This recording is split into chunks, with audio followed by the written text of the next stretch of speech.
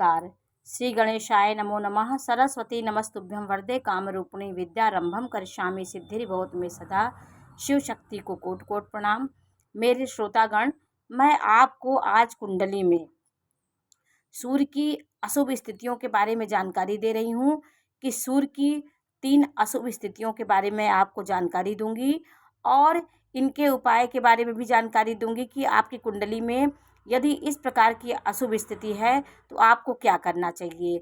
देखिए, सबसे पहले अशुभ स्थिति होती है सूर्य का नीच होना।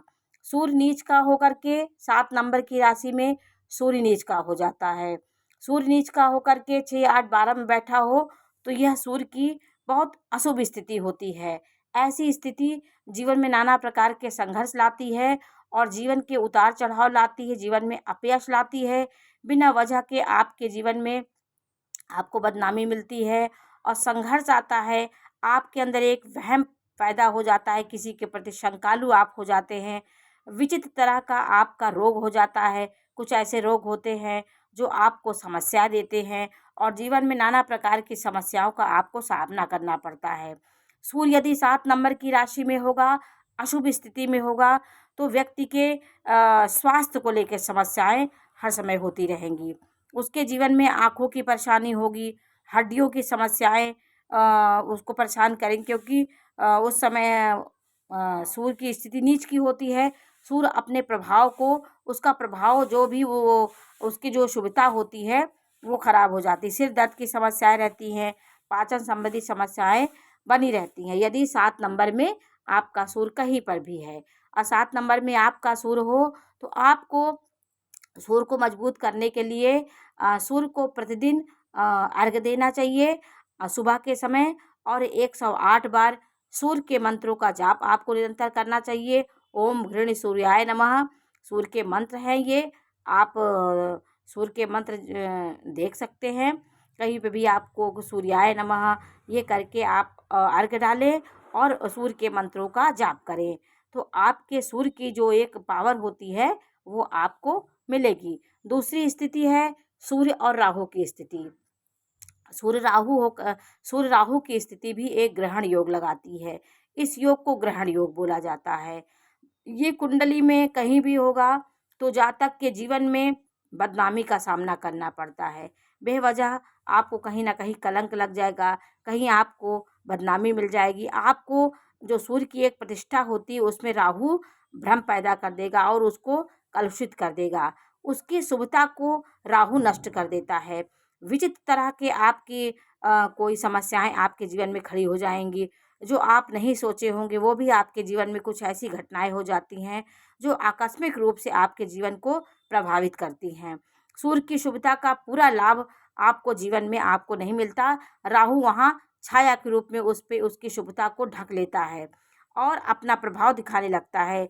तो जब सूर्य मजबूत आपका नहीं हो रहा है और परेशानी आपको आ रही है, सूर्य राहु के साथ ग्रहण योग है, तो आप सुबह के समय स्वच्छ जल का लेकर के आप सूर्य को जल अर्पित करें। सूर्योदय के समय करेंगे, उनकी किरणों का पान करेंगे, उनकी किरणों के सामने आप बैठेंगे तो आपको सूर्य का प्रभाव आपको मिलेगा। जिस प्रकार हमारी डॉक्टर किसी चीज़ की कमी हुई, किसी तो खाद्य पदार्थ, खून की कमी हुई तो कुछ खाद्य पदार्थों को खाने के लिए कहते हैं, उसी प्रकार ग्रहों की कमजोरी को दूर करने के लिए हम इन उपायों को करके अपने ग्रह को मजबूत करते हैं। और हमारे सूर्य की रश्मियाँ जब मेरे अंदर प्रवाहित होंगी, प्रवेश करेंगी, तो हमारा सूर्य मजबूत होगा। और आदित्य हृदय स्त्रोत का पाठ आपको करना चाहिए, जिससे आपका ये जो राहु का अशुभ स्थिति राहु के साथ हो गई सूर्य की, वो सही हो जाती है। ओम राम राघवे राघवे नमः का जाप आपको करना चाहिए। राहु के मंत्रों का भी जाप करना चाहिए क्योंकि ये स्थिति ग्रहण योग बनाती है, तो इनका आपको नियमित जाप करना चाहिए। जल रोज सुबह अर्पण करना चाहिए सूर्य को। राहु के मंत्रों का भी जाप आपको करना चाहिए। ये अशुभ स्थिति होती है, इससे जीवन में बदनामी भी मिलती है। गलतफहमी में आप कहीं ना कहीं गलतफहमी की वजह से भी आपको अपमान का सामना करना पड़ता है। आप भी सशंकित रहते हैं और भयभीत रहते हैं। अंदर से एक आपको शंका जन्म लेती है, नकारात्मकता कभी कभी आ जाती है कि ऐसा तो नहीं हो जाएगा, वैसा नहीं हो, ये बातें आपके मन में होती रहती हैं। और तीसरी स्थिति है सूर्य और शनि की स्थिति। सूर्य की शनि की स्थिति जब होगी तो सूर्य एक पवित्रता का सूचक है, प्रकाश का सूचक है, और शनि अंधकार का सूचक है। तो अंधकार शनि सूर्य के प्रकाश को, सूर्य के उजियाले को शनि दूषित कर देता है। दूषित करने के बाद उसमें अपनी नकारात्मक शक्तियों को डाल देता है। तो ये एक प्रकार का विष दोष हो जाता है। जैसे शनि के चंद्रमा के साथ बैठ के विष दोष बनाता है, उसी प्रकार सूर्य के साथ भी बैठ के चंद्रमा उसको हर समय नेगेटिवता और अंधकार उसमें डालता रहता है, विष उगलता रहता है। तो ये स्थिति पिता पुत्र में आपसी संबंध खराब करती है। ये पिता पुत्र का ये जो संबंध होता है, जहाँ भी ये होंगे, पिता से उसकी एक समय नहीं बनेगी, उनके विचारों में मतभेद होगा, और ये समस्याएं कभी कभी विवाहित जीवन को भी परेशान करती हैं। सूर्य शनि की स्थिति आपको जीवन में कहीं ना कहीं बहुत बड़ा दुख का एक आपको कारण बनती है। आपको क्या करना चाहिए? ये दोष को दूर करने के लिए, सूर्य शनि के दोष को दूर करने के लिए काले तिल डाल करके आपको रविवार के दिन उपवास करना चाहिए और काले तिल डालकर सूर्य को अर्घ देना चाहिए। इसको आपको निरंतर करना चाहिए।